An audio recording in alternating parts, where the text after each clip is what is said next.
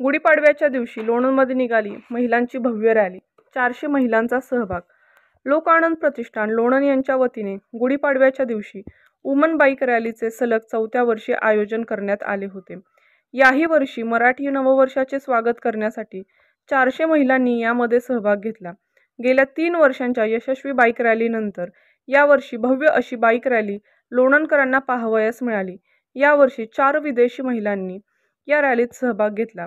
प्रतिष्ठानच्या वतीने सर्वांना फेटा मोफत देण्यात आले, तर प्रत्येक बाईकला 100 रुपयांचे पेट्रोल मोफत देण्यात आले होते. लोणंद पालखी तळापासून रॅलीस सुरुवात करण्यात आली.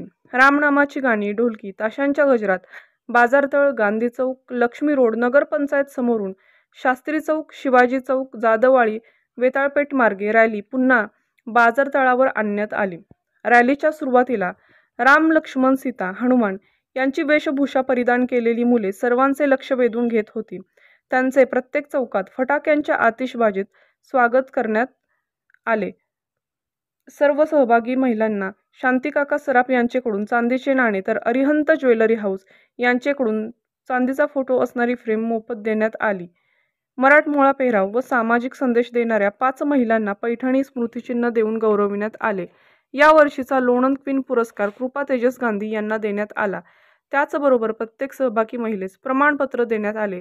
बाईक रॅलीत डान्स, मस्ती, सेल्फी पॉइंट, मोफत cold drinks, professional photographer, drone camera शूटिंगच्या माध्यमातून साजरा करत पारंपरिक वेशभूषा करून ही बाईक रॅली शांततेत व शिस्तबद्ध पद्धतीने काढण्यात आली. नियोजन लोकआनंद प्रतिष्ठानचे अध्यक्ष प्राजित परदेशी, उपाध्यक्ष वैभव होरा, कार्याध्यक्ष शैलजा खरात, स्वाती शहा, खजिनदार विजय शिंदे, अनिल कुदळे, वरुण क्षीरसागर, राहुल परदेशी, मनीषा कुदळे, रजनी शिंदे, प्रज्ञा खरात व लोणंद फेस्टिवलच्या कार्यकर्त्यांनी केले.